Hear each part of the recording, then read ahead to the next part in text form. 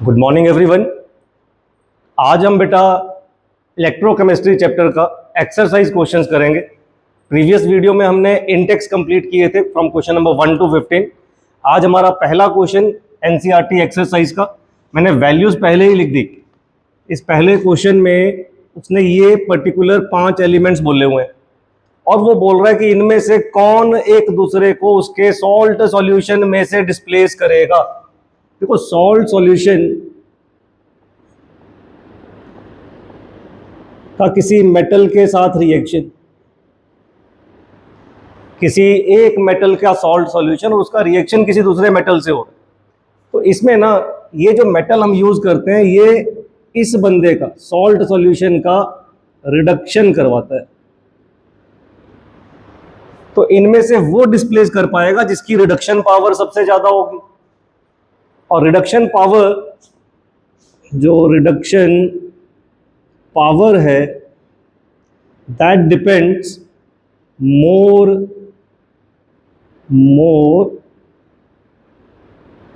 Negative value पे।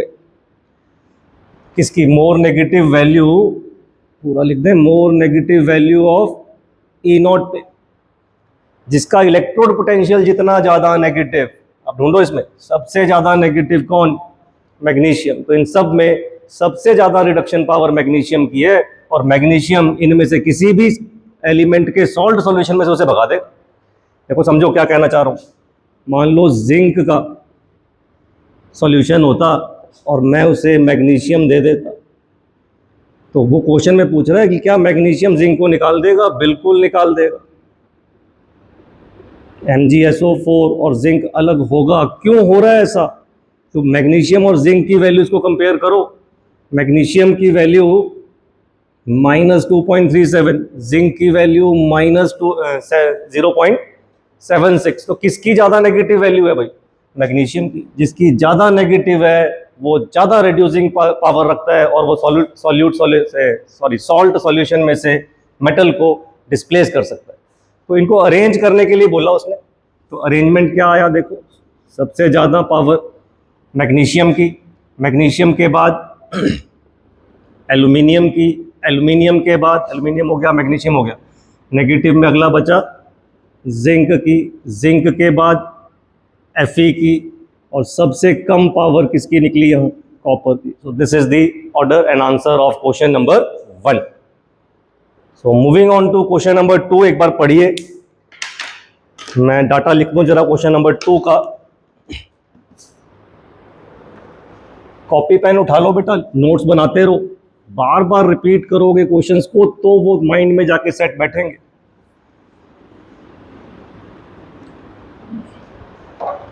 Question number 2 में standard reduction potential की वैल्यूज दे रखी हैं। देखो किस किस की वैल्यू है हमारे पास क्वेश्चन के अंदर। पहली वैल्यू है K पॉजिटिव से K की, और ये वैल्यू है -2.93 वोल्ट। सेकेंड वैल्यू गिवन है Ag पॉजिटिव टू Ag की, जिसकी वैल्यू है 0.80 वोल्ट। थर्ड वैल्यू है Hg की, मरकरी की, 0.79 वोल्ट। फोर्थ वैल्यू है मैग्नीशियम की, Mg2 positive to Mg, value है -2.37 volt. Last value fifth chromium की वैल्यू, और ये वैल्यू है -0.74 वोल्ट। अभी तक तो हमने गिवन लिखा। क्वेश्चन पढ़ो बेटा, क्या पूछ रहा है वो। Arrange these metals in increasing power of their reducing power. इनको अरेंज करना है किस चीज में? रिड्यूसिंग पावर में। तो मतलब क्वेश्चन तो वही हो गया ना जो पिछला था। पिछले क्वेश्चन का ही कंसेप्ट लगेगा। सबसे ताकतवर रिड्यूसिंग एजेंट जिसकी वैल्यू जितनी ज्यादा negative, so most powerful is K positive वाला। उसके बाद मैग्नीशियम वाला, उसके बाद क्रोमियम, उसके बाद देखो नेगेटिव सारे हो गए, अब पॉजिटिव की तरफ चले तो पहले छोटा नंबर, फिर mercury, and at last silver. Question देख लो एक बार दोबारा, वो बोल रहा है इंक्रीजिंग ऑर्डर, तो ऑर्डर पलट दो, इंक्रीजिंग में देना है तो आंसर क्या आ गया, Ag पॉजिटिव, फिर Hg2 पॉजिटिव, फिर Cr2 पॉजिटिव, फिर Mg2 positive, and at last K positive. तो ये अरेंज करने को बोला था, हमने कर दिया। चलिए क्वेश्चन नंबर 3 नोट कर लो इसको। चलिए क्वेश्चन नंबर 3,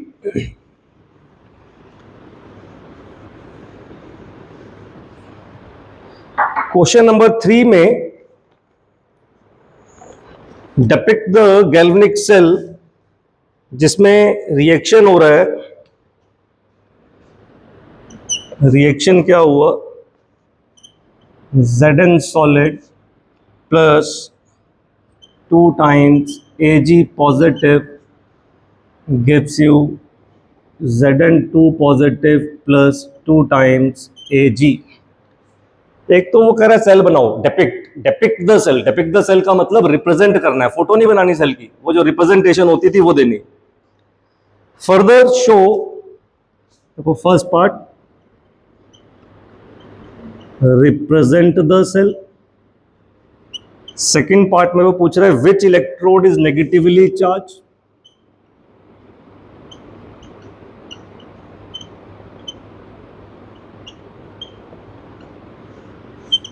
थर्ड पार्ट में वो पूछ रहे कैरियर ऑफ करंट।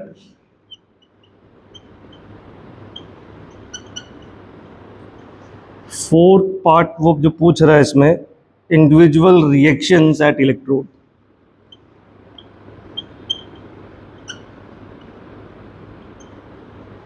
चलो पहले तो सेल को रिप्रेजेंट कर दें, सेल कैसा सा होगा।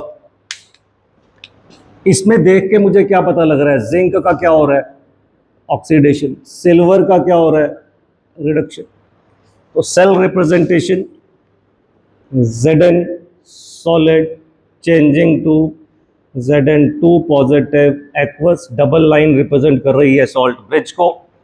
रिडक्शन की तरफ क्या हो रहा है, Ag positive aqueous changing to Ag। First part हो गया हमारा।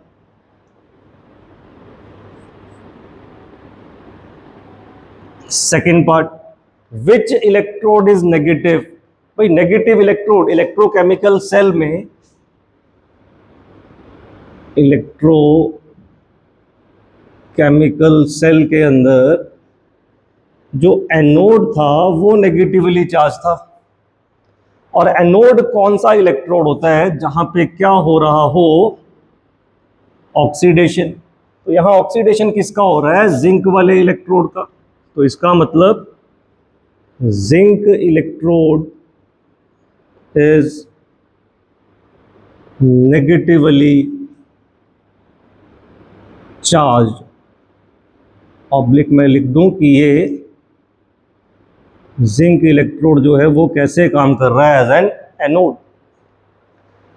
कैरियर ऑफ करंट, भाई कैरियर ऑफ करंट कौन होता है इलेक्ट्रोकेमिकल सेल में, करंट कौन लेके चल रहा है। जब जिंक ने इलेक्ट्रॉन छोड़े तो करंट लेके कौन चला, इलेक्ट्रॉन। पढ़ा होगा आपने, current flow in the direction opposite to the flow of current. Individual reactions at electrode, तो देखो दो बातें लिखनी पड़ेंगी यहाँ कि एनोड पे क्या रिएक्शन हुआ। एनोड पे जो सॉलिड जिंक था उसने 2 इलेक्ट्रॉन छोड़े होंगे, 2 पॉजिटिव बन गया, ये ऑक्सीडेशन वाला काम हो गया। कैथोड पे क्या रिएक्शन हुआ, जो 2 टाइम्स Ag सिंगल पॉजिटिव था उसने वही 2 इलेक्ट्रॉन पकड़े और वो Ag सॉलिड बन गया। ये था भाई हमारा क्वेश्चन नंबर 3। चलिए एक बार देख लो इसको, फिर हम चलते हैं नेक्स्ट क्वेश्चन की तरफ। क्वेश्चन नंबर 4 पढ़िए बेटा, क्वेश्चन नंबर 4, इसको मैं रब लग रहा हूं करने।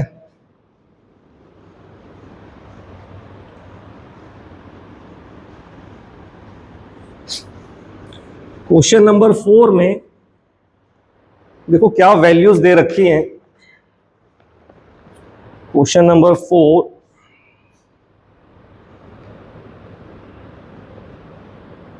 Calculate the standard cell potential in which following reactions takes place. आपको ई नॉट सेल पता करना है। क्यों मैंने नॉट लगाया? क्योंकि क्वेश्चन में एक वर्ड आ रहा था स्टैंडर्ड। जब हम स्टैंडर्ड कंडीशंस में मेजर करते हैं तो वो नॉट वाली वैल्यूज बोल रहा है। First part 2 times C R plus 3 times cadmium 3 positive, cadmium 2 positive sorry, gives you 2 times C R 3 positive plus 3 times cadmium. Given values मैं यहां लिख लेता हूं पहले। गिवन वैल्यूज देखो कौन कौन सी हैं। एक तो क्रोमियम की वैल्यू दे रखी है E naught C R 3 positive to C R minus 0.74। एक वैल्यू दे रखी है बेटा कैडमियम वाली, कैडमियम की वैल्यू है माइनस 0.40। एक वैल्यू दे रखी है सिल्वर की, वैल्यू है 0.80 वोल्ट। लास्ट वैल्यू दे रखी है Fe3 पॉजिटिव से Fe2 positive and value is 0.77 volt. चलिए फर्स्ट पार्ट स्टार्ट करते हैं। ये मुझे सेल रिएक्शन दिया हुआ है। सेल रिएक्शन से मैंने पहले क्या पहचान करनी है कि ऑक्सीडेशन किसका हो रहा है। देखो नजर आया भाई ऑक्सीडेशन, ये एलिमेंट्री स्टेट 0 से +3 में जा रहा है। ऑक्सीडेशन नंबर बढ़ रहा है तो मतलब ऑक्सीडेशन हो रहा है। यहाँ +2 से 0 पे जा रहा है तो इस बंदे का रिडक्शन हो रहा है। क्लास 11th का कंसेप्ट, ई नॉट सेल बराबर E naught of reduction minus E naught of oxidation. बस खत्म सवाल। बचा क्या इसमें? बन जाएगा यहाँ से। रिडक्शन किसका हो रहा है? कैडमियम का। रिडक्शन किसका हो रहा है? कैडमियम का। उधर चलो, कैडमियम की वैल्यू क्या दी हुई है? -0.40। फिर ये फॉर्मूले का माइनस। ऑक्सीडेशन किसका हो रहा है? क्रोमियम का। इधर आ जाओ जी, क्रोमियम की वैल्यू कितनी है? 0.74। सॉल्व करो, ये कितना बना? 411 माइनस का 1.14 वोल्ट। कैलकुलेशन चेक करो भाई एक बार।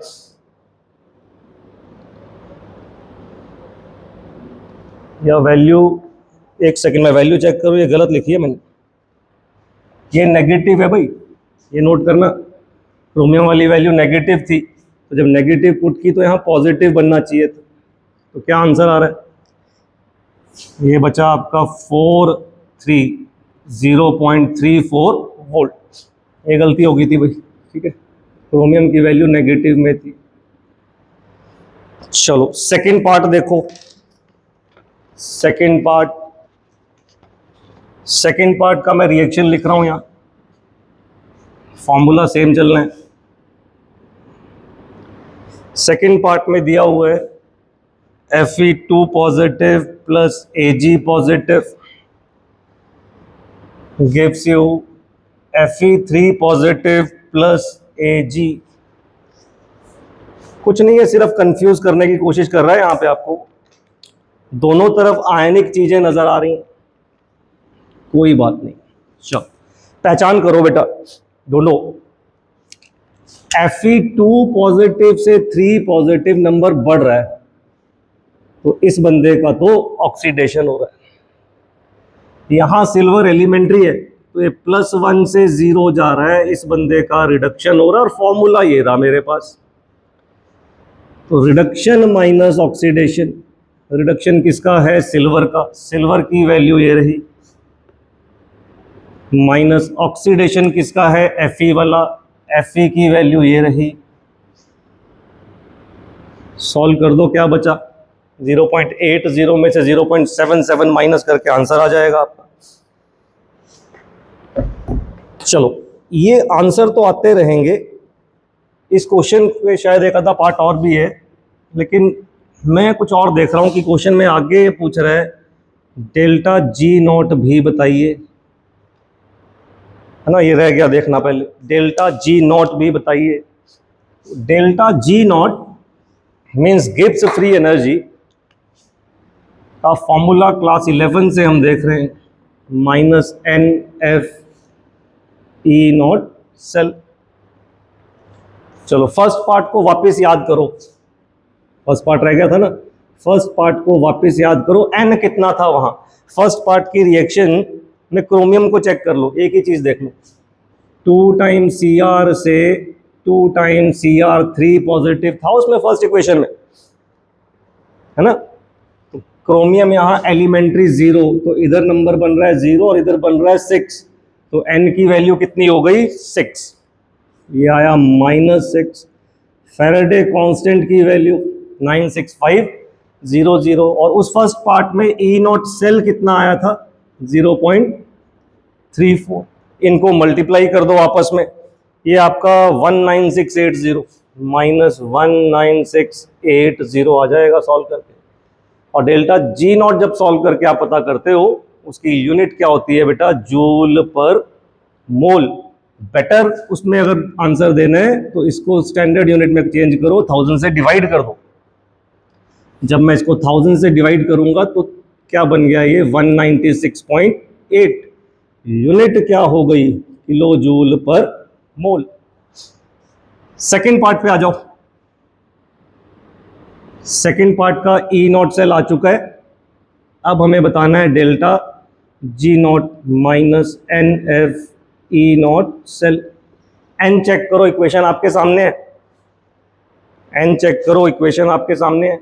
किसी भी एक एलिमेंट को देखो, मान लो एफ ई को देखना है मुझे, यहाँ +2 है और यहाँ +3 है, कितने इलेक्ट्रॉन्स का चेंज है 1 का, तो एन की वैल्यू 1 हो गई। फैराडे कांस्टेंट मुझे पता है, ई नॉट सेल यहाँ कितना आया था 0.03, मल्टीप्लाई कर दो भाई इसको, मल्टीप्लाई करके आपका ये आ जाता है 2895, माइनस का 2895 जूल्स पर मोल। सिमिलरली 1000 से डिवाइड कर दोगे तो it will be kilo joules per mole. ये तो थे इसकी दो चीजें, बड़ा लेंदी क्वेश्चन बना रखा है पार्ट्स में। एक चीज और साथ में चल रही है उसके बारे में, लेकिन एक बात समझना, अभी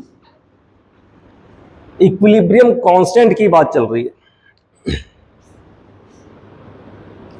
इक्विलिब्रियम कांस्टेंट बोले तो के, इन टेक्स्ट में भी ऐसी एक चर्चा हुई थी।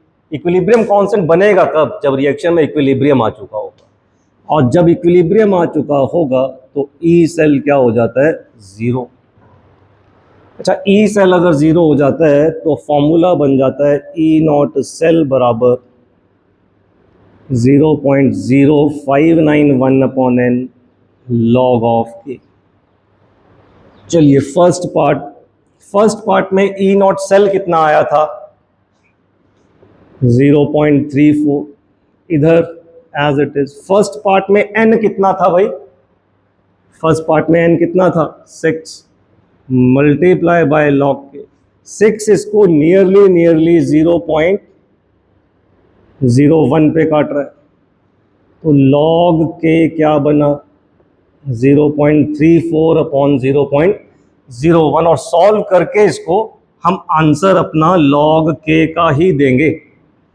एंटी लॉग में नहीं जाना हमें, ना ही सीबीएसई अब आपको लॉग एंटी लॉग की बुक्स देती है, बुकलेट नहीं मिलती एग्जाम में। इन केस हो सकता है वो ये जो नंबर आया कितना आया यार 34 आया, हो सकता है एग्जाम में आपको क्वेश्चन के अंदर वो एंटी लॉग ऑफ 34 की कुछ वैल्यू दे दे गिवन, तो फिर मैं वो जो वैल्यू दे रखी होगी, मान लो उसने x वैल्यू दी थी, तो k की वैल्यू मेरी वो हो जाएगी। अदरवाइज मैं k नहीं निकालूंगा, log k पे अपना आंसर छोड़ाऊंगा। चलिए, तो नेक्स्ट आ गया हमारा क्वेश्चन नंबर 5 का फर्स्ट पार्ट। और ये वैल्यूज क्वेश्चन में गिवन है। क्वेश्चन क्या क्या रहा है, डिमांड क्या कर रहा है, write the Nernst equation and EMF of the cell. आपको ईएमएफ ऑफ द सेल पता करना है। अच्छा, इस ईएमएफ ऑफ द सेल के सामने स्टैंडर्ड वर्ड तो उसने बोला नहीं, स्टैंडर्ड वर्ड नहीं बोला तो इसका मतलब मुझे नोट में नहीं जाना, मुझे सिर्फ क्या पता करना है, ई सेल पता करना है। अच्छा, हमें पता है कि नर्नेस इक्वेशन क्या बोलती है, ई सेल बराबर E naught cell minus 0.0591/n log of oxidation concentration power alpha reduction concentration power beta. ध्यान से देखो भाई, एक क्वेश्चन को ध्यान से समझ लो, इसके जितने भी पार्ट्स हैं सारे हो जाएंगे। फिर ई नॉट सेल ये कहां से मिलेगा आपको, ई नॉट सेल कैसे निकलता है भाई, रिडक्शन माइनस ऑक्सीडेशन करके। सेल उसने दिया हुआ है, सेल देख के पता कर पा रहे हो, लेफ्ट साइड वाली चीज कौन सी है, ऑक्सीडेशन वाली, राइट साइड वाली चीज कौन सी है, रिडक्शन वाली। तो इसका मतलब रिडक्शन माइनस ऑक्सीडेशन, तो कॉपर की वैल्यू में से माइनस करूंगा मैग्नीशियम की वैल्यू, ये रही दोनों वैल्यूज। तो ई नॉट सेल क्या बनेगा, 0.34 में से माइनस ऑफ माइनस 2.37 करूंगा। क्लियर हुई बात, ये तो 11th के क्वेश्चंस हैं जब ई नॉट निकालते हैं। तो ई नॉट मेरा आ जाएगा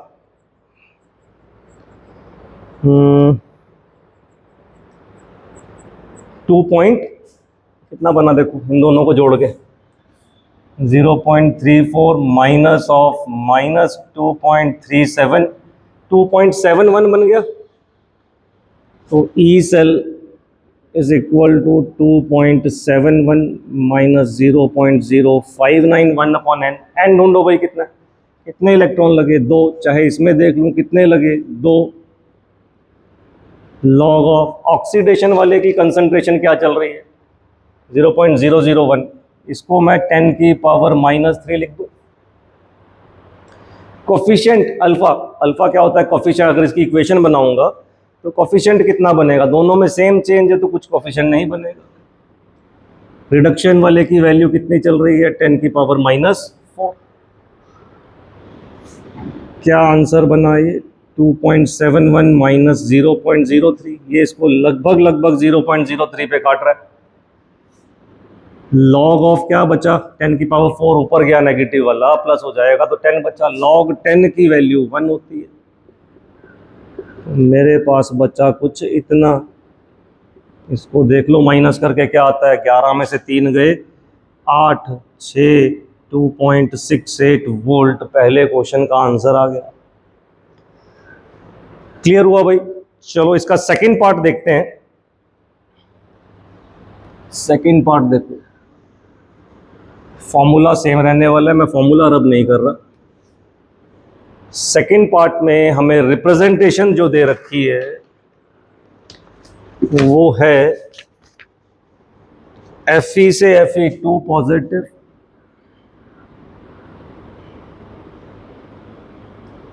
Fe2 पॉजिटिव वाले की concentration 0.001, salt bridge H positive के ब्रैकेट में 1 कैपिटल M से हाफ H2। देखो यहाँ ना इक्वेशन बनानी ज़रूरी है, इक्वेशन नहीं बनाओगे तो गलती कर जाओगे। Fe वाले का ऑक्सीडेशन हो रहा है, Fe से राइट साइड में जाके Fe2 पॉजिटिव बन रहा है, लेफ्ट साइड में H पॉजिटिव है जो उधर जाके H2 बन रहा है। इक्वेशन बैलेंस ही नहीं हो रही, देख रहे हो, H पॉजिटिव के साथ क्या लगाना पड़ेगा, 2। चलो पहले पता कर लो अब इसका E naught cell. E naught cell कैसे पता लगता है, रिडक्शन माइनस ऑक्सीडेशन करके। रिडक्शन किसका हो रहा है, हाइड्रोजन का, राइट साइड वाला रिडक्शन का होता है, और हाइड्रोजन का हो रहा है तो शी सेल है वो, तो उसकी वैल्यू कितनी होगी, 0। तभी यहाँ गिवन में कहीं दे ही नहीं रखा है H के बारे में, तो पता होना चाहिए। ऑक्सीडेशन किसका हो रहा है, Fe वाले का, Fe की वैल्यू माइनस में है, माइनस माइनस प्लस हो गया, तो ई नॉट सेल मेरे पास 0.44 आ गया। अब आ जाओ इस फॉर्मूले पे, ई सेल बराबर ई नॉट की जगह 0.44, 591 अपॉन एन। एन चेक कर लो किसी भी एक में, नज़र आ जाएगा आपको कितने इलेक्ट्रॉन का चेंज है। Fe से Fe2 पॉजिटिव में जाना है तो 2 ही इलेक्ट्रॉन का चेंज आएगा ना, तो 2 आ गया। लॉग ऑफ ऑक्सीडेशन वाले की कंसंट्रेशन कितनी है, 0.001 मतलब 10 की पावर -3। रिडक्शन वाले की कंसंट्रेशन कितनी है, 1, लेकिन रिडक्शन वाले का कोफिशिएंट कितना है बैलेंस इक्वेशन में, 2, तो यहाँ पावर 2 आएगी। बेशक इस पर्टिकुलर न्यूमेरिकल में इस पावर से फ़र्क नहीं पड़ रहा, लेकिन अगर पावर भूल जाओगे तो गलत हो जाएगा क्वेश्चन। यहाँ 1 ना होकर कंसंट्रेशन कुछ और होती और तुम पावर ना यूज़ करते तो आंसर गलत हो जाता। ये किस पे गया, 0.03 पे। यहाँ क्या बचा, 1 का तो कोई मतलब ही नहीं, और 10 की पावर -3 का मतलब -3 आगे आ गया, -3 log 10। log 10 1 होता है, तो ये ब्रैकेट बची सिर्फ -3 की, तो 0.44, ये मल्टीप्लाई हुए तो क्या बना 0.09। कैसा, पॉजिटिव का। ऐड करो भाई, क्या बन रहा है, 9 4 13, 1, 0.53 volt will be the answer. Check करते रहो साथ साथ, कहीं गलती आएगी तो भाई मेंशन कर देना कमेंट में कि आंसर गलत आया था, तो फिर हम बाद में देखेंगे उसे। चलिए थर्ड पार्ट देखो, फॉर्मूला सेम है तो मैं फॉर्मूला चेंज नहीं कर रहा, पहले सिर्फ 5th क्वेश्चन का थर्ड पार्ट का डाटा लिखते हैं। क्या गिवन है,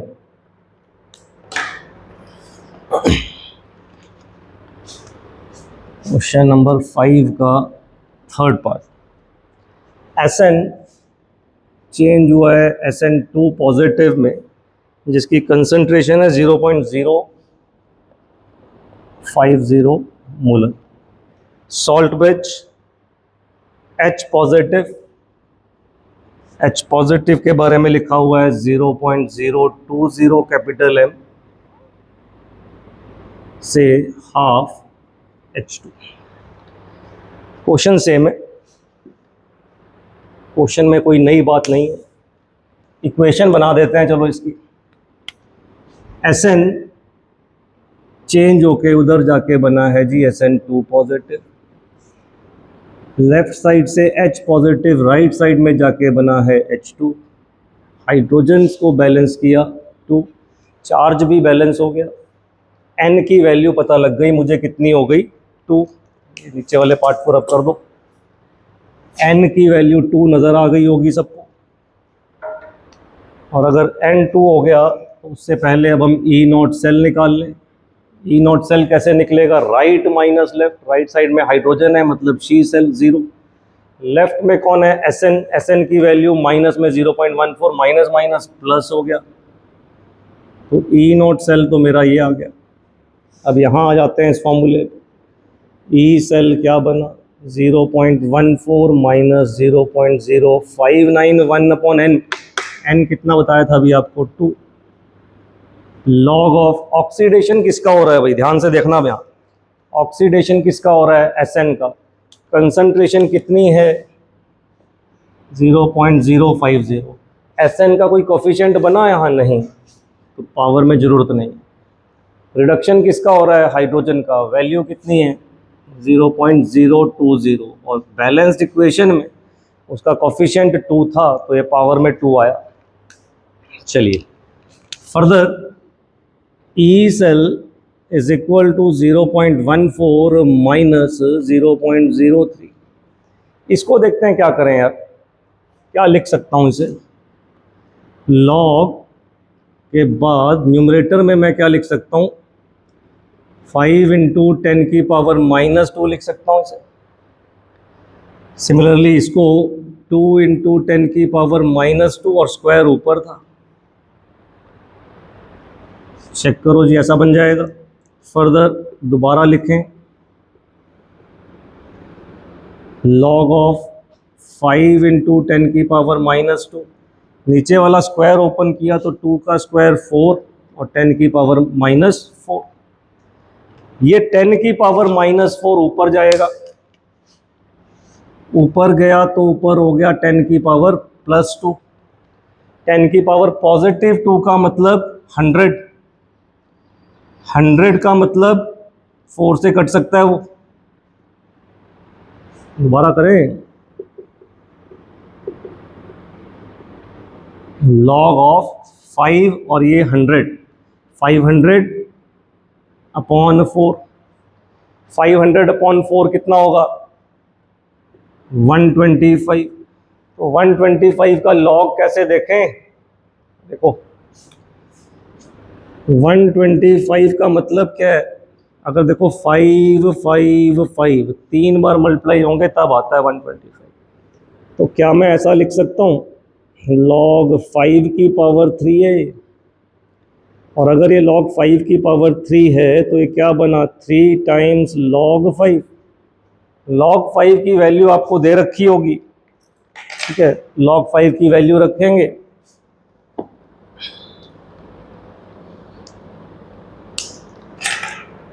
log 5 की वैल्यू याद नहीं आ रही मुझे, 0.69, तो ये हो गया 3 इंटू 0.69, मैं अप्रॉक्सीमेटली 0.7 ही मान लूँ, 7 3 जा 21, 2.1।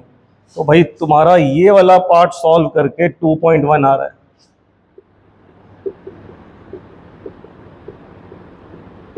इनको दोनों को मल्टीप्लाई करो, इसमें से माइनस करो, आंसर आ जाएगा।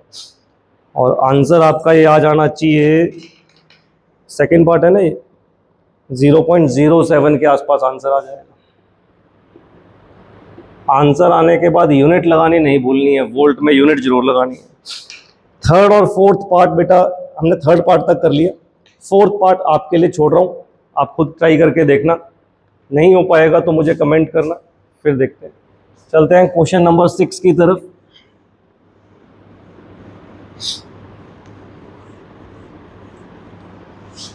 एक्सरसाइज के सभी क्वेश्चंस में लगभग सेम अप्रोच है, ज़्यादा कोई मतलब हार्ड एंड फास्ट ऐसा नहीं है कि क्वेश्चन वाइज जाके आगे बातें बदल जाएंगी। जिस बच्चे को बेसिक कंसेप्ट आते हैं क्वेश्चन बनते चले जाएंगे। चलो जी, क्वेश्चन नंबर 6 क्या बोल रहा है। 6th क्वेश्चन, एक रिएक्शन दे दिया, जिंक प्लस Ag2O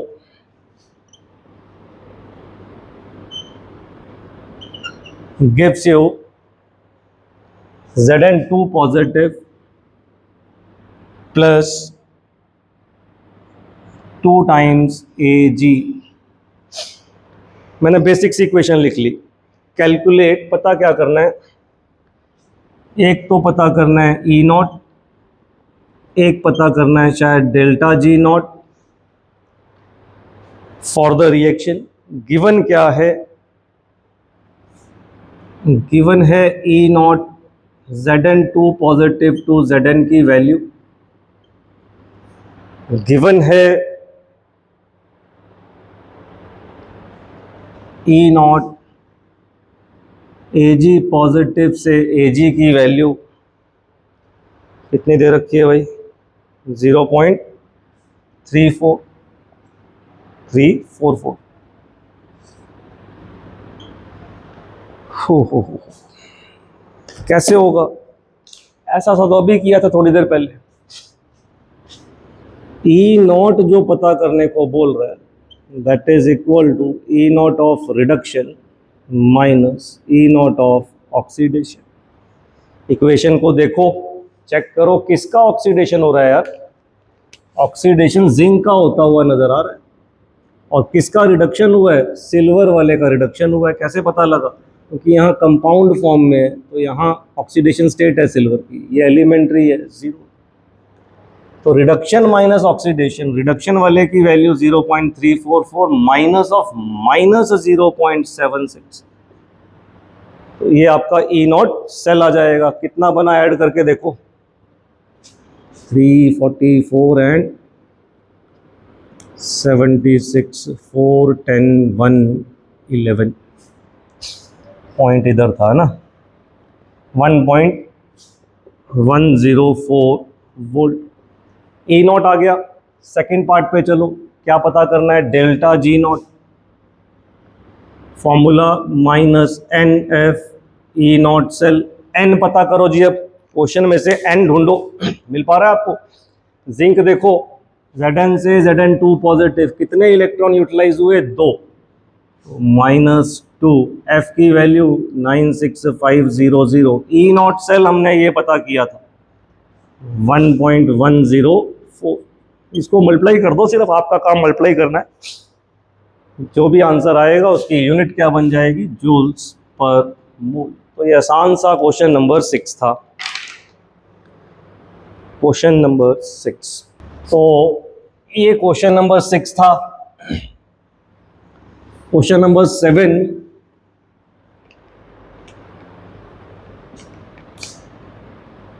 पढ़िए क्वेश्चन। Define conductivity, molar conductivity of a for solution of an electrolyte and discuss their variation with concentration. देखो, दो चीज़ों की बात हुई, बड़ा इंपॉर्टेंट क्वेश्चन है भाई ये सीबीएसई के लिए। सीबीएसई बोर्ड एग्जाम में कंसेप्चुअल क्वेश्चन बनता है। किसकी बात हुई? कंडक्टिविटी की, जिसे हम क्या बोलते हैं? कप्पा, कटप्पा। और एक तरफ बात हुई मोलर कंडक्टिविटी। तो व्हाट इज कापा? कापा जो है, it is the conductance due to number of ions per unit volume, and molar conductivity is the conductance due to 1 mole of an electrolyte. Variation कैसे समझना है आपने? Variation कब समझना है? ऑन डाइल्यूशन समझना है। देखो, पहले इसका कापा का पढ़ते हैं कि कापा के डाइल्यूशन में क्या फ़र्क पड़ता है। कापा की डेफिनेशन देखो, वो बोल रहा है number of ions per unit volume पे चलते हैं। अच्छा, मेरे पास जो इलेक्ट्रोलाइट होता है वो दो तरह का होता है, strong electrolyte and weak electrolyte. जब मैं डाइल्यूशन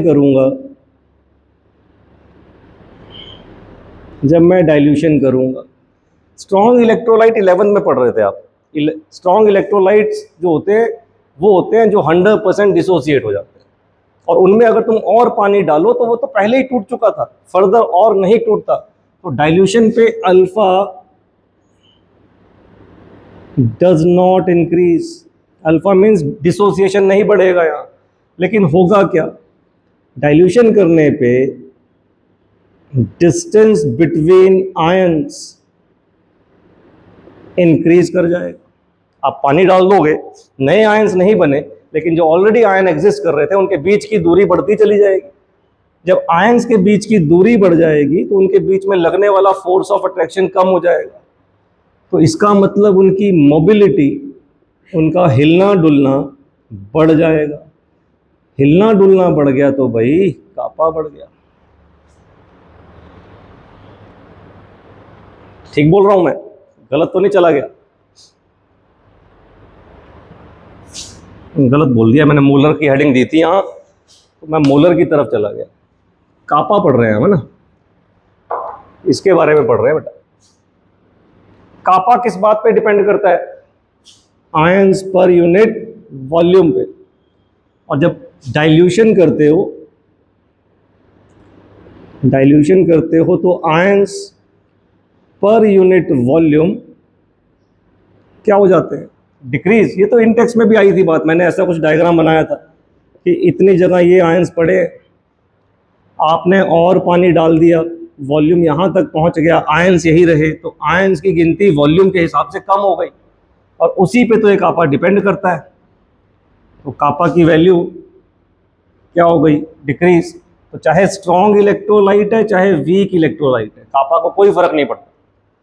स्ट्रॉन्ग इलेक्ट्रोलाइट हो चाहे वीक इलेक्ट्रोलाइट हो, डाइल्यूशन करोगे तो ions per unit volume will decrease and kappa will also decrease.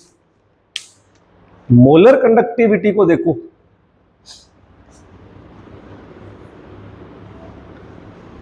Molar conductivity depends upon number of ions. ये आयंस पर यूनिट वॉल्यूम पे depend नहीं करती, ये आयंस पे डिपेंड करती है, आयंस कितने हैं। तो अगर तो आप वीक इलेक्ट्रोलाइट का डाइल्यूशन करोगे तो क्लास 11th याद करो, वीक इलेक्ट्रोलाइट के डाइल्यूशन पे अल्फा अच्छा खासा बढ़ जाता है।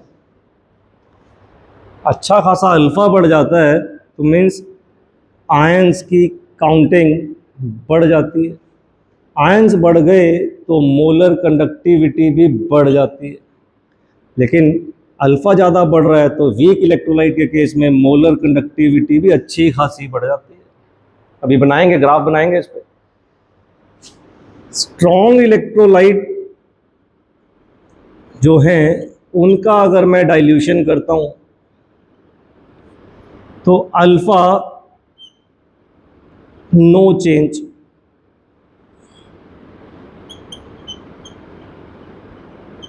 चेंज होगा नहीं ना अल्फा। स्ट्रॉन्ग इलेक्ट्रोलाइट तो वो थे जो ऑलरेडी टूट चुके थे। अच्छा, अल्फा नहीं बढ़ रहा, लेकिन वो जो मैं वहां गलती कर गया था, अल्फा नहीं बढ़ रहा। एक्सपेरिमेंटली क्या पता लगा, एक्सपेरिमेंट से क्या पता लगा कि आयंस की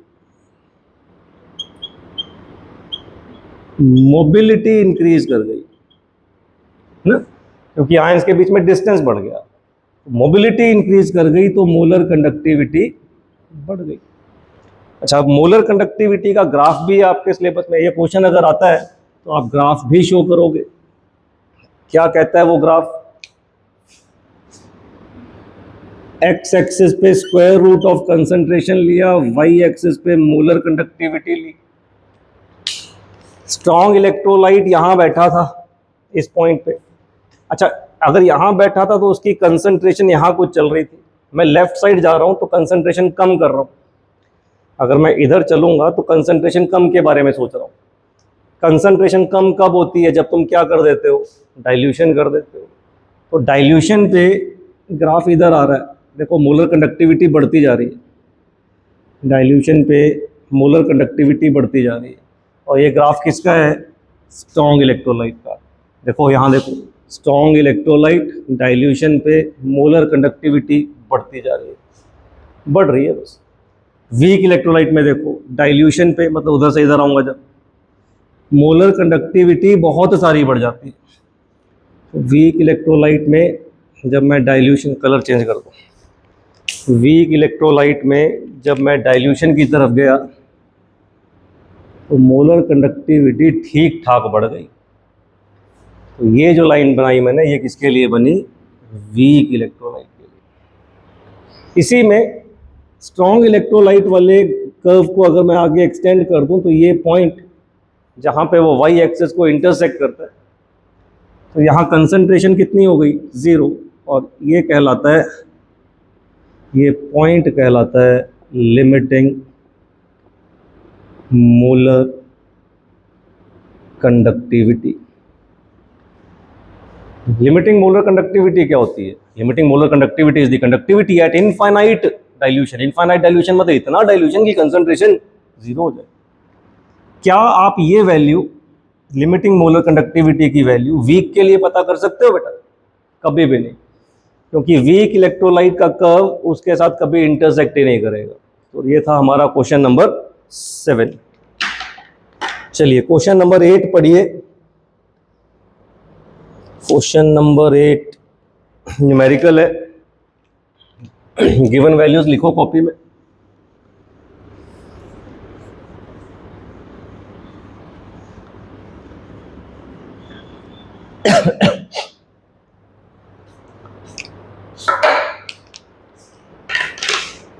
conductivity of 0.20 capital M, 0.20 capital M, मतलब एक चीज तो मुझे मोलैरिटी दे दी गई है। बात किसकी हो रही है, KCl की। टेम्परेचर कितना है, 298 केल्विन। कंडक्टिविटी, कंडक्टिविटी बोलें तो कापा, कापा कितना है, 0.0248। कापा भी दे दिया।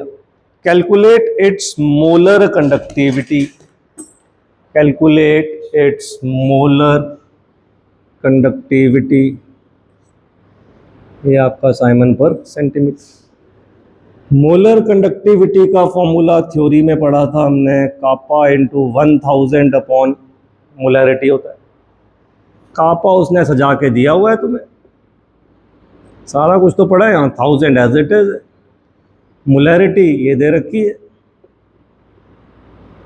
0.20, 1000 से इसको मल्टीप्लाई कर लो ऊपर वाले को, डेसिमल पॉइंट आपके 1 2 3 क्या बन गया ये 24.8, नीचे रह गया आपके पास 20, उसका 100 चला गया ऊपर, उस 100 में से एक ज़ीरो, एक पॉइंट कट गया और एक ज़ीरो लग गई, तो ऊपर बन गया 2480, फिर इस ज़ीरो से ये चला गया, क्या आंसर आ गया 124 यूनिट साइमन सेंटीमीटर स्क्वायर पर मोल। यूनिट जरूर लगानी है भाई, साइमन सेंटीमीटर स्क्वायर पर मोल। चलिए ये था क्वेश्चन नंबर 8। क्वेश्चन नंबर 9 फिर बड़ा छोटा सा क्वेश्चन है, फटाफट दौड़ाएंगे भाई, फटाफट करेंगे है ना, फटाफट करेंगे, फटाफट नहीं करेंगे, क्यों नहीं करेंगे, तेजी का काम शैतान का। Question number 9, resistance of a conductivity cell containing 0.001 capital M KCl, इस बंदे का रेजिस्टेंस चल रहा है 1500 ohms. What is the cell constant, what is the cell constant of 0.001, इसी का सेम बंदे का। इफ कंडक्टिविटी बोले तो कापा कितना दे दिया 0.146 इंटू 10 की पावर -3 साइमन पर सेंटीमीटर। सेल कांस्टेंट निकालना है, सेल कांस्टेंट निकालना है। फॉर्मूला क्या है, 10th क्लास के फॉर्मूले से अगर आप देखो तो फॉर्मूला होता था R is equal to rho L upon A. Rho को इधर ले आते थे, R को उधर ले जाते थे, तो इधर बन जाता था 1 अपॉन रो, उधर बन जाता था 1 अपॉन R के साथ L अपॉन ए। इस 1 अपॉन रो को ही तो कापा बोलते हैं। 1 अपॉन R रेजिस्टेंस कितना दिया हुआ है 1500, L अपॉन ए पता करना है, L अपॉन ए को क्या बोलते हैं,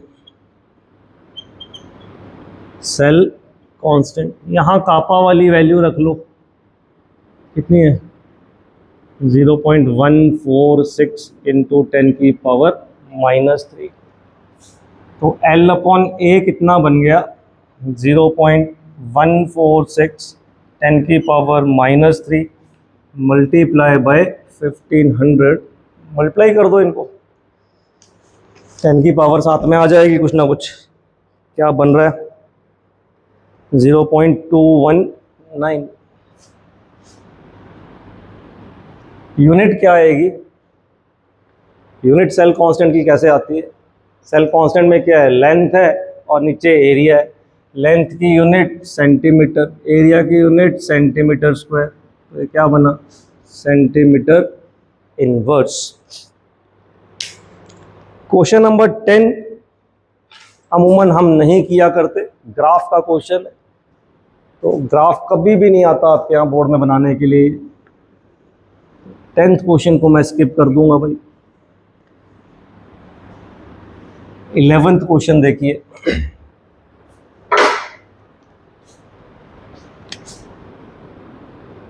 question number 11, conductivity of 0.00241 capital M solution, 0.00241 acetic acid का सॉल्यूशन है, और इस बंदे की जो कंडक्टिविटी है वो है 7.896 इंटू 10 की power -5। Calculate its molar conductivity, कह रहा है मोलर कंडक्टिविटी बताओ। गिवन है limiting molar conductivity of acetic acid. Acetic acid जो है, जो जिसका सॉल्यूशन आपको दे रखा था, उसी की लिमिटिंग मोलर कंडक्टिविटी की वैल्यू दे रखी है 390.5। What is it's dissociation, what is it's dissociation constant. तो एक तो ये पता करना है, और डिसोसिएशन कांस्टेंट बोलें तो क्या पता करना है, के। कैसे होगा, पहले ये पता करते हैं मोलर कंडक्टिविटी क्या होती है। Kappa into 1000 upon molarity. तो मोलर कंडक्टिविटी कितनी आई, कापा कितना है 7.896 10 की पावर -5, किससे मल्टीप्लाई 1000 से, अपॉन मोलरिटी कितनी 0.00241। सॉल्व कर दो इसको सॉल्व करके बताओ मुझे मोलर कंडक्टिविटी कितनी आती है। 30-40 के आसपास आएगी कुछ। 32.7। इसको सॉल्व करोगे तो this answer will be 32.7। Molar conductivity आ गई। अब पता करो बेटा अल्फा, डिग्री ऑफ डिसोसिएशन कितना होगा। अल्फा का formula molar conductivity upon limiting molar conductivity. Molar conductivity हमने निकाली 32.7, लिमिटिंग मोलर ये दे रखी है 390.5। तो अल्फा चेक करो कितना आ रहा है। 32/390.5 से अल्फा कितना बन रहा है 8.4 इंटू 10 की पावर 8.4 इंटू 10 की पावर -2। अल्फा आ गया, जबकि अल्फा हमसे पूछा नहीं गया था, लेकिन क्योंकि मेरे से के पूछा गया है तो मुझे पता है कि के तभी निकलेगा जब मुझे अल्फा पता होगा। और के जो ये डिसोसिएशन कांस्टेंट होता है, this is basically C alpha square upon 1 minus alpha. अच्छा, अल्फा बहुत छोटा होता है, बहुत छोटा है अल्फा। देखो 10 की पावर -2 जा रही है तो 0.08 समथिंग आ रहा है। तो डिनोमिनेटर में alpha I can neglect. Alpha का नेग्लेक्ट करूंगा तो फॉर्मूला सिर्फ क्या रह जाएगा, C अल्फा स्क्वायर। C मतलब कंसंट्रेशन, कंसंट्रेशन उसने ये दे रखी है 0.00241। अल्फा मैंने निकाला था 8.4 इंटू 10 की पावर -2 का स्क्वायर। देखो अप्रॉक्सीमेशन में करते हैं, 0.002 पे ले लिया मैंने, 24 तक लिया इसको। इनका स्क्वायर लग रहा हूँ करने, 8.4 का नहीं करूँगा, 8.5 का स्क्वायर कर लूँगा।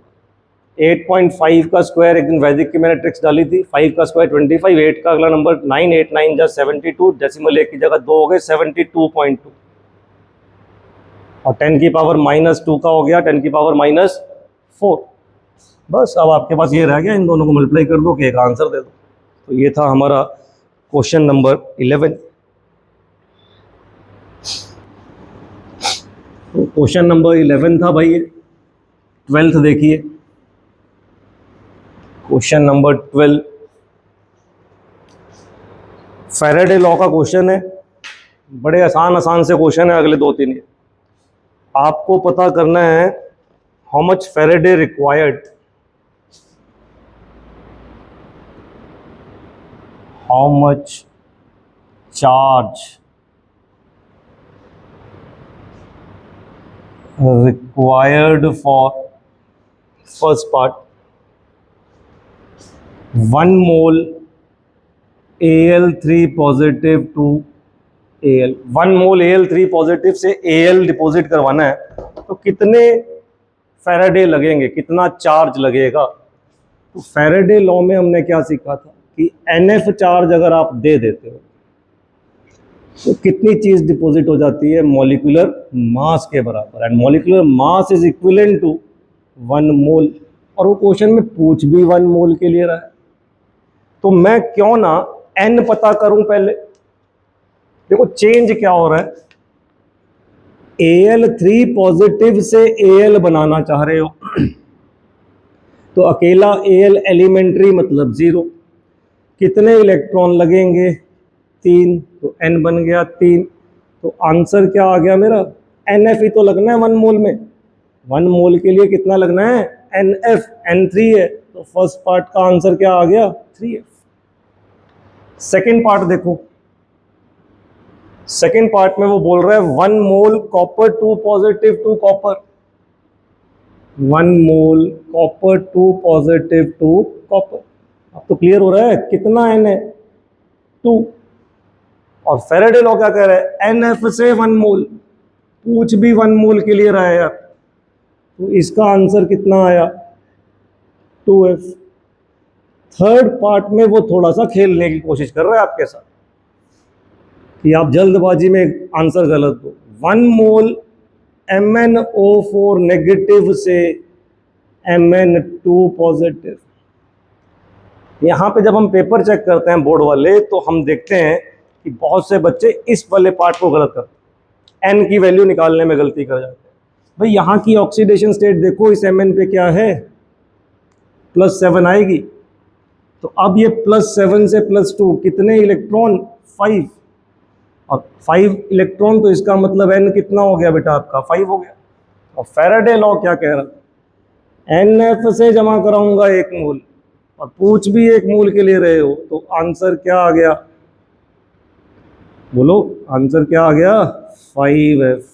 ये था हमारा क्वेश्चन नंबर 12। बड़ा आसान सा क्वेश्चन था। चलिए क्वेश्चन नंबर 13 पढ़ो, बिल्कुल सेम क्राइटेरिया का question.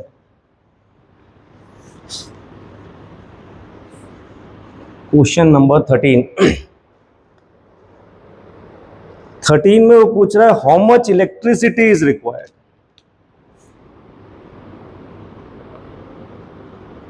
How much electricity required. First part, 20 gram calcium from CaCl2। देखो समझो, कहां से क्या होना है? CaCl2 से कैल्शियम जमा कराना है। देखो यहां लिख रहा हूं मैं, CaCl2 से कैल्शियम निकालना है बाहर और जमा कराना है। कैल्शियम जब अकेला बनेगा तो 0 आएगी स्टेट, और यहां कितनी स्टेट है? +2। कितने का चेंज? 2 का। n कितना हो गया? 2। खत्म बात। फैराडे लॉ क्या कह रहा था? NF से, तो कितना F? 2F से। NF से कितनी चीज डिपॉजिट हो जाती है पिछले न्यूमेरिकल में? 1 मोल या मॉलिक्यूलर मास। इस क्वेश्चन में मास वाली बातें हो रही हैं। और जो कैल्शियम है, कैल्शियम का मॉलिक्यूलर मास 40 होता है, तो 2F से कितना डिपॉजिट होगा? 40 ग्राम। उल्टा करके लिखो इसे, इसका मतलब 40 ग्राम कैल्शियम अगर डिपॉजिट कराना था तो कितना चार्ज चाहिए था मुझे? 2F। लेकिन अकॉर्डिंग टू क्वेश्चन मुझे 40 ग्राम चाहिए ही नहीं, मुझे कितना चाहिए? 20 ग्राम चाहिए बेटा। तो 20 ग्राम कैल्शियम के लिए कितना लगेगा? क्या आंसर आ जाएगा? 1F। यूनिटरी मेथड है। 40 ग्राम के लिए 2F, तो 20 ग्राम के लिए कितना चार्ज? 1F। 1F को आपने कूलम में आंसर देना है, तो F की वैल्यू रख ली। How much electricity is required, तो इतने कूलम की इलेक्ट्रिसिटी चाहिए होगी। देखो जी, क्लियर है क्वेश्चन? अगर क्लियर है तो सेकंड पार्ट बड़ी आसानी से होने वाला है। सेकंड पार्ट में वो बोल रहा है कितने ग्राम? 40। 40 ग्राम एल्यूमिनियम डिपॉजिट कराना है। कहां से कराना है? Al2O3 से कराना है। पहले तो चेंज देखो, क्या बोल रहे हो? कहां से चलोगे आप? Al2O3 से चलोगे। क्या डिपॉजिट कराओगे? Al कराओगे। Al डिपॉजिट जब होगा तो 0 हो जाएगा। और यहाँ क्या स्टेट आ रही है जी? +3।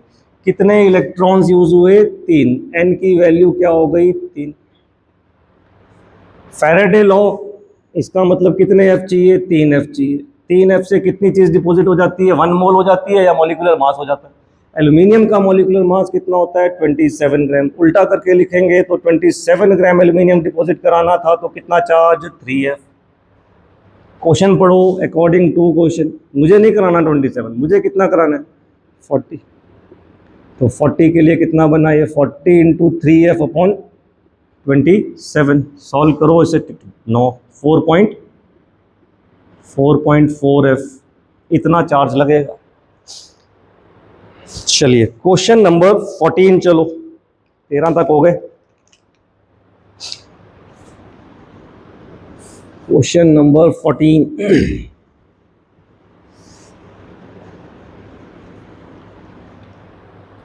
14th क्वेश्चन में ही इज आस्किंग कि 2 मोल वाटर से ऑक्सीजन बनाना है।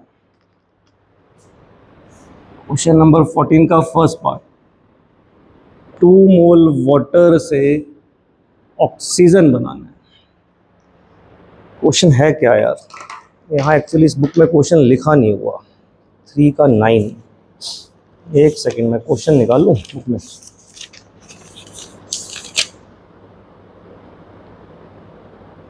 टू मोल्स वाटर से O2 बनाना है, ठीक बोल रहा था।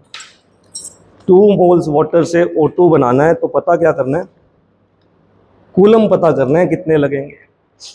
जब 2 मोल्स वाटर से O2 बनेगा तो इक्वेशन कैसी बनेगी, 2 मोल्स ले लिए मैंने वाटर के, तो ये बनेगा आपका 2 टाइम H2 प्लस O2। यहाँ इलेक्ट्रॉन कितने लगे, इलेक्ट्रॉन कितने लगेंगे इस केस में, 2।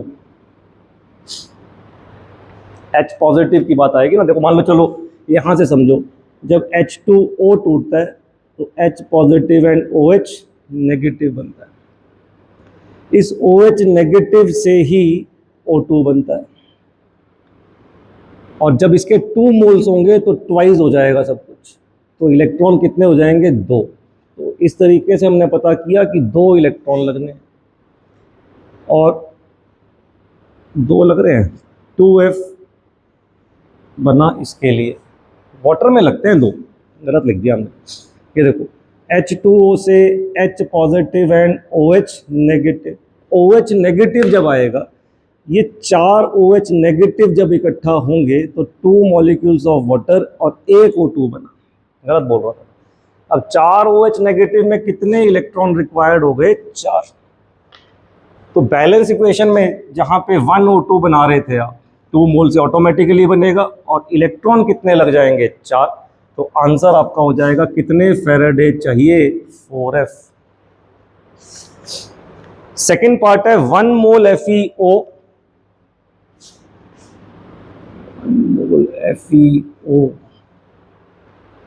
1 मोल FeO को कन्वर्ट कर दो Fe2O3 में, Fe2O3 में 1 मोल FeO से बनाना है Fe2O3। तो FeO पे तो +2 आ रहा है, यहाँ +3 आ रहा है, Fe बराबर होने चाहिए, हाफ बनेगा ये। इलेक्ट्रॉन +2 से +3, N कितना बना, 1। तो आंसर यहाँ का क्या आ गया, 1f। तो ये भी आसान सा क्वेश्चन था। तो ये था भाई question number 14। Moving on to question number 15। एक बार रीड आउट करो भाई, 15वां क्वेश्चन क्या क्या रहा है। निकल नाइट्रेट का सॉल्यूशन है। क्वेश्चन नंबर 15 में NiNO3 ट्वाइस निकल नाइट्रेट का सॉल्यूशन है, और इसको प्लेटिनम के इलेक्ट्रोड लगा दिए, करंट दे दिया, करंट बोले तो I, करंट दे दिया कितना, 5 एम्पियर का। उसके बाद टाइम, कितनी देर तक करंट देते रहे ये, करंट दिया इन्होंने जी 20 मिनट के लिए। आगे क्या पूछ रहा है, कितना निकल डिपॉजिट हो जाएगा, व्हाट मास ऑफ निकल विल बी डिपॉजिटेड। और जो निकल होता है उसका जो मॉलिक्यूलर मास है दैट इज 58.5। चलो सेम प्रीवियस क्वेश्चन की तरह समझो, आपने यूज क्या किसको किया, निकल नाइट्रेट को। इसमें से क्या बाहर निकलवाना है, निकल। निकल जब अकेला बन जाएगा तो उसकी ऑक्सीडेशन स्टेट क्या हो जाएगी, 0। यहाँ निकल की स्टेट क्या आ रही है, +2। +2 से 0 में जाने पे कितने इलेक्ट्रॉन लगे, 2। N कितना हो गया बेटा, 2। आधा सवाल खत्म है यहाँ। फैराडे लॉ क्या कहता था, NF, तो कितना F, 2F। 2F से कितना निकल डिपॉजिट होगा, जितना निकल का मॉलिक्यूलर मास है। तो ये जो NF चार्ज है मतलब 2F, इस 2F से कितना डिपॉजिट होना है, मॉलिक्यूलर मास। इतने ग्राम निकल डिपॉजिट हो जाएगा यार। मेरे पास 2F है क्या, है ही नहीं। मेरे पास तो ये सामान दिया उसने कि इतना करंट इतने टाइम के लिए दूंगा, तो इसी से तो पता करूंगा कि मैं कितना चार्ज लेके बैठा हूँ। और वो क्या पढ़ते हैं हम, charge is equal to I into t. Current कितना है 5, टाइम कितना है 20। 20 मिनट नहीं चलेंगे ना, इनको कन्वर्ट कर दिया किसमें, सेकेंड्स में। कितना बन गया फिर ये, 1200/5, 6000, 6000 कूलम्स का करंट मैं देने लग रहा हूँ। तो 2F से इतना डिपॉजिट हो रहा है, तो 6000 कूलम से कितना होगा, ये बन गया आपका 6000 इंटू 58.5/2F। F की वैल्यू रख दो यहाँ, इस सारे को कर दो सॉल्व, ग्राम्स में आंसर आ जाएगा 1.8 ग्राम निकल जो है वो डिपॉजिट हो जाएगा जी इलेक्ट्रोड पे आके। तो ये था हमारा क्वेश्चन नंबर 15। चलिए फटाफट 2-3 क्वेश्चन रह गए हैं, क्वेश्चन नंबर 16 की तरफ चलते हैं। 16th क्वेश्चन में भी कैलकुलेशन थोड़ी हैवी है, अदरवाइज क्वेश्चन का कंसेप्ट यही है जो अभी पिछले प्रीवियस 4-5 क्वेश्चन से चलता आ रहा है। कौन सा क्वेश्चन है, क्वेश्चन नंबर 16। इसमें वो बोल रहा है कि 3 सेल है, 3 सेल है, इनका नाम रख दिया उसने कुछ, A है, B है, C है। तीनों सेल्स के इलेक्ट्रोड्स होंगे, ये लग गए। तीनों सेल्स सीरीज में जोड़ दिए, ये इलेक्ट्रोड इससे, ये बाहर गया और ये बाहर गया। ये जो बाहर गए दोनों, इनमें से वोल्टेज दे दी, समझे। और क्या बोला उसने, अब जो पहला सेल है वो है ZnSO4 का, जो दूसरा सेल है वो शायद सिल्वर नाइट्रेट का है, और जो तीसरा सेल है वो कॉपर सल्फेट का है। चलो आगे पढ़ते हैं क्या बोल रहा है वो कह रहा है कि इन सेल्स को ना हमने 1.5 एम्पियर का करंट देना शुरू किया, तो यहाँ से 1.5 एम्पियर का करंट जाना शुरू हो गया। अच्छा फिजिक्स में पढ़ते हो गया, ये सीरीज कनेक्शन है, और सीरीज कनेक्शन में करंट हो चाहे वोल्टेज हो, दोनों सेम रहती है, तो 1.5 करंट तीनों को मिलेगा। चलो 1.5 एम्पियर का करंट दिया, कितनी देर के लिए पता नहीं यार, ये नहीं बता रहा हूँ, टाइम नहीं बता रहा। वो कह रहा तब तक देता रहा मैं ये करंट जब तक ये बीच वाले AgNO3 वाले बर्तन में 1.45, इसमें 1.45 ग्राम सिल्वर डिपॉजिट हो जाए, तब तक चला के रखा, फिर बंद कर दिया। अब क्वेश्चन क्या है, फिर जिंक कितना डिपॉजिट होगा, वो समय निकाल लो पहले कि कितने समय करंट दिया होगा, फिर उतने समय में इसी करंट से जिंक कितना डिपॉजिट हुआ होगा, एक तो ये पूछ रहा है।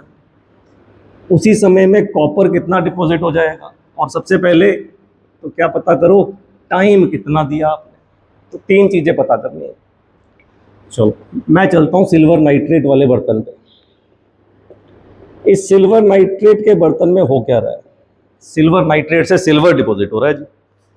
N अगर मैं देखूं, जब सिल्वर डिपॉजिट हुआ तो सिल्वर पे बना 0, इधर सिल्वर पे +1, एक इलेक्ट्रॉन का चेंज, N बना 1। फैराडे भाई साहब ने क्या सिखाया, NF मतलब 1F। 1F से कितना सिल्वर डिपॉजिट होगा, सिल्वर का मॉलिक्यूलर मास कितना होता है 108 ग्राम। उल्टा कर दो इसको, 108 ग्राम सिल्वर अगर डिपॉजिट कराना था तो मुझे 1F चार्ज देना था। 108 तो मैं करा नहीं रहा, हमें कहाँ तक कराना है, सिर्फ 1.45 ग्राम सिल्वर ही कराना है। तो ये क्या बना, 1.45 किससे मल्टीप्लाई होगा, ऊपर 1F से, और ये नंबर डिवीजन में जाएगा 108। तो इसका मतलब इतना चार्ज देना पड़ेगा यार। ये किसकी वैल्यू आई है, सॉल्व ना भी करें तो ये किसकी वैल्यू आई है, चार्ज की।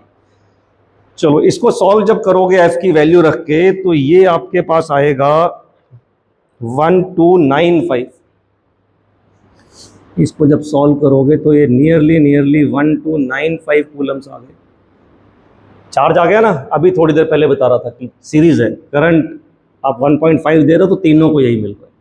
चार्ज अगर इतना पहुंच रहा है यहाँ सिल्वर वाले पे, तो तीनों पे इतना ही चार्ज पहुंच रहा है। अब फॉर्मूला लगाओ कि चार्ज जो मैंने निकाला ना, वो बराबर किसके होता है, आई इंटू टी के।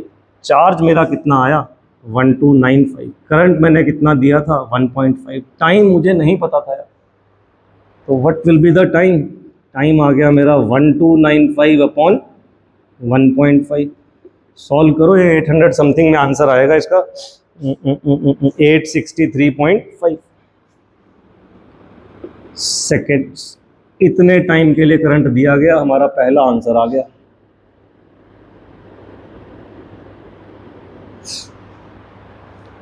सेकंड पार्ट में चलते हैं, ये वाला पार्ट मैं रब कर रहा हूं। अब मैंने जिंक वाला बर्तन उठाया पढ़ने के लिए, इस बर्तन को देखा मैंने, और इस बर्तन में होने क्या वाला है, ZnSO4 बनेगा, Zn0, ZnSO4 में +2, कितने इलेक्ट्रॉन लगे 2, N कितना बना 2। फैराडे भाई साहब क्या बोल गए, 2F चार्ज दे दूंगा। अगर क्या बोला था फैराडे ने, NF चार्ज दोगे तो मॉलिक्यूलर मास या 1 मोल डिपॉजिट हो जाता है। तो अब मैं 2F दे रहा हूँ, N2 बना था, तो जिंक का मॉलिक्यूलर मास डिपॉजिट हो जाएगा। जिंक का मॉलिक्यूलर मास नियरली 65.3, तो 2F से इतना मॉलिक्यूलर मास डिपॉजिट होना चाहिए था। कहीं लिख लो भाई, molecular mass of zinc is 65.3। लेकिन 2F थोड़ी दे रहा हूँ मैं तो वही चार्ज दे रहा हूँ यार जो मैंने सिल्वर के लिए निकाला था, तीनों का चार्ज सेम ही रहना है। तो मेरे पास चार्ज कितना है 1295 कूलम्स। तो अब कितना डिपॉजिट होगा ये 1295, 65.3 अपॉन 2F। इसको सॉल्व करो तो आपको ये पता लग जाएगा कि कितने ग्राम जिंक डिपॉजिट होने वाला है, and this will be 0.43 grams. तो मेरे पास जिंक वाले का आंसर आ गया, 0.43 ग्राम जिंक डिपॉजिट हो रहा है। अब चलते हैं लास्ट कंटेनर पे। लास्ट कंटेनर कौन सा है, कॉपर सल्फेट का। इस बर्तन में क्या हो रहा है, कॉपर सल्फेट जो है वो कॉपर बनेगा, कॉपर 0, कॉपर पे इधर +2, फैराडे भाई साहब के हिसाब से N कितना हो गया है यहाँ 2। तो फैराडे के अकॉर्डिंग 2F से कॉपर डिपॉजिट कितना होगा, NF से कितना, जितना कॉपर का मॉलिक्यूलर मास। जिंक वाले के लास्ट 2 डिजिट पलट दो, वो कॉपर का मास हो जाता है। तो ये हो गया आपका 63.5। मेरे पास तो 2F नहीं है, मेरे पास तो वही है जो सबके लिए था, 1295। तो 1295 कूलम से कितना होगा, 1295 इंटू 63.5 अपॉन 2F। इसको सॉल्व कर दो तो आपको पता लग जाएगा कि कितना कॉपर डिपॉजिट हो रहा है, और आंसर में कोई बहुत ज़्यादा अंतर नहीं आएगा। तो it is nearly 0.42 grams copper. तो ये था भाई हमारा question number 16। Question number 17 easy question है, और ऐसा नहीं है कि कोई नई बात आ रही है, जस्ट डिस्कस कर लेता हूँ। आप रीड करो एक बार पहले। 17th क्वेश्चन में उसने कुछ चीज़ें दी, जैसे Fe सिल्वर है ना, Fe एंड आयरन, और वो पूछ रहा है कौन सा रिएक्शन फिजिबल है। ये आप खुद करोगे, मैं सिर्फ आपको कंसेप्ट बता रहा हूँ इसका। आपको अगर 2 चीज़ें दी हुई हैं, मान लो कॉपर एंड जिंक, दोनों की E0 वैल्यू दी हुई है, मान लो कॉपर वाले की दी 0.34, जिंक वाले की दी -0.76। उन 2 वैल्यू से आपने E0 सेल निकाला। अब ये E0 सेल की टोटल 3 तरह की वैल्यूज आ सकती हैं, या तो E0 वैल्यू पॉजिटिव में आएगी सेल की, या ये वैल्यू नेगेटिव में आएगी, या ये वैल्यू 0। चौथा कोई ऑप्शन ही नहीं होगा। और ई नॉट सेल तो आपको क्लास 11 से आता है निकालना ना, तभी मैं कराना नहीं चाह रहा इसको। पॉजिटिव वैल्यू अगर आ रही है तो ई नॉट की पॉजिटिव वैल्यू जब आती है ई नॉट सेल की, तो वो हमें क्या बताती है कि इसका मतलब रिएक्शन होगा।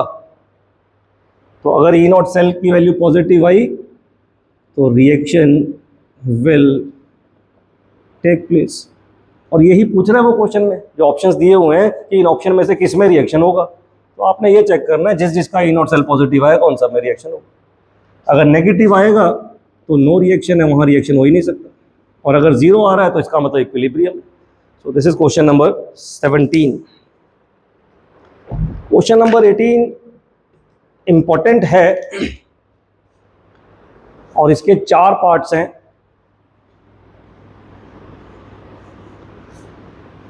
फर्स्ट पार्ट देखते हैं। कुछ चीजें यहां क्वेश्चन नंबर 18 में क्रैम भी करनी पड़ेंगी आपको। फर्स्ट पार्ट देखो, aqueous solution of AgNO3।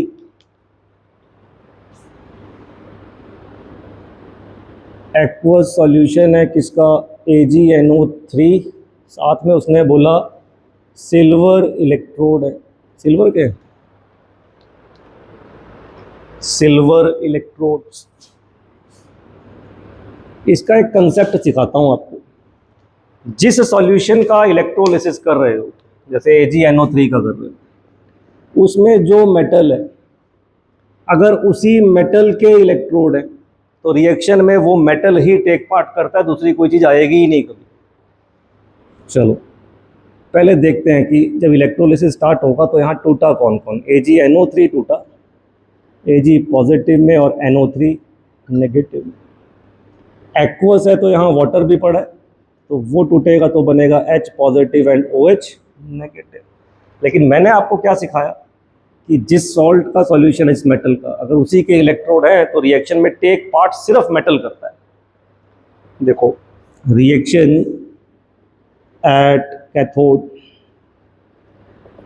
Cathode कैसा टर्मिनल है? नेगेटिव। इस नेगेटिव टर्मिनल पे कौन जाएगा? मेटल को लेके जाना है। H पॉजिटिव भी जा सकता था लेकिन कंसेप्ट बता दिया मैंने। तो यहाँ सिर्फ मेटल वाला पॉजिटिव गया, इलेक्ट्रॉन लिया और मेटल सॉलिड फॉर्म में डिपोजिट हो गया। Similarly, reaction at anode. Now anode is positive terminal. अब नेगेटिव कुछ नहीं जाएगा यहाँ, एनोड इलेक्ट्रोड है और वो बना किससे हुआ है? सिल्वर से। तो इस एनोड का ही सिल्वर अपना इलेक्ट्रॉन छोड़ेगा और वो सॉल्यूशन को Ag पॉजिटिव देना स्टार्ट करेगा। ये बात याद रखनी है आपको कि अगर जिस मेटल का सॉल्यूशन है उसी मेटल के अगर इलेक्ट्रोड है तो मेटल के ही रिएक्शन कराने हैं अपने एनोड कैथोड पे भाई। सेकेंड पार्ट पढ़िए। सेकेंड पार्ट में क्या चीज चेंज कर रहा है बेटा? वो इलेक्ट्रोड बदल रहा है। ये चीज बदल दी। देखो अब यहां क्या कर दिया उसने, सॉल्यूशन एक्वस AgNO3 का है और प्लेटिनम के इलेक्ट्रोड लगा दिए और तब पूछ रहा है क्या होगा। ये दो तो होंगे ही, AgNO3 भी टूटेगा, वाटर भी टूटेगा। और कैथोड वाले रिएक्शन में कोई चेंज नहीं आएगा। कैथोड नेगेटिव है, वहाँ Ag पॉजिटिव जाएगा ही जाएगा। Ag सॉलिड बन के डिपोजिट भी हो जाएगा। एनोड पे अब क्योंकि सिल्वर का एनोड नहीं है, प्लेटिनम का है, वो तो इनर्ट है, वो टेक पार्ट ही नहीं कर सकता रिएक्शन में। अब इस एनोड पॉजिटिव टर्मिनल वाले पे नेगेटिव चीज आएगी, दैट इज OH नेगेटिव। और जब ये 4 OH नेगेटिव आएंगे तो ये 4 इलेक्ट्रॉन छोड़ के 2 molecules of water and O2 बना जाएंगे। अब कई बार बच्चे बोलते हैं कि सर एनोड पॉजिटिव है तो नेगेटिव चीज आनी थी, तो नेगेटिव तो ये भी बैठा था। कंसेप्चुअल क्वेश्चन भी पूछ लिया जाता है कि आप नेगेटिव ये वाला क्यों ले गए, वो क्यों नहीं लेंगे। तो these all things depends upon the value of reduction potential, है ना। जिसका रिडक्शन पोटेंशियल इजीली अलाउ कर रहा है रिडक्शन होने के लिए, है ना। जो 10th में रिएक्टिविटी पढ़ते थे, जिसकी रिएक्टिविटी ज़्यादा वो जल्दी कर जाएगा, वो पहले पहुंच जाएगा। सो यहाँ पे NO3 नेगेटिव का पोटेंशियल ओवर है, ज़्यादा है। It is due to over potential of NO3 negative, lower potential of OH negative. OH negative का पोटेंशियल कम है, कम ताकत चाहिए थी, वो चला गया। थर्ड पार्ट, थर्ड पार्ट में सॉल्यूशन बदला, H2SO4 लिया गया।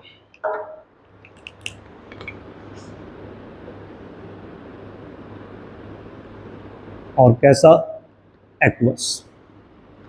इलेक्ट्रोड कौन से हैं, वैसे यहाँ इलेक्ट्रोड से कोई फर्क पड़ना नहीं, प्लेटिनम के इलेक्ट्रोड।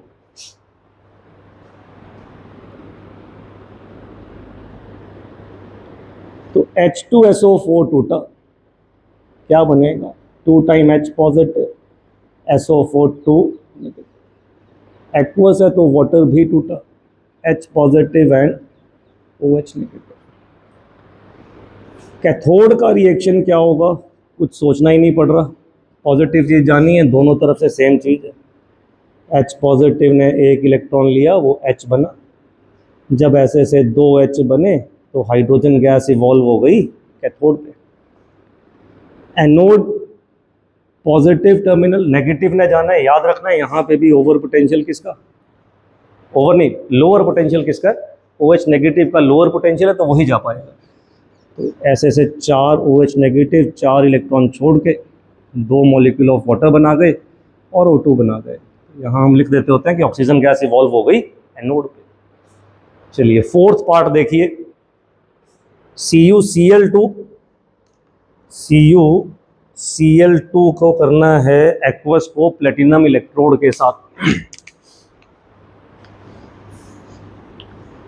ये हमारा आज यहाँ एक्सरसाइज ख़त्म हो जाएगी। अच्छे से स्लो स्लो देखते हुए नोट्स प्रिपेयर करो इसके,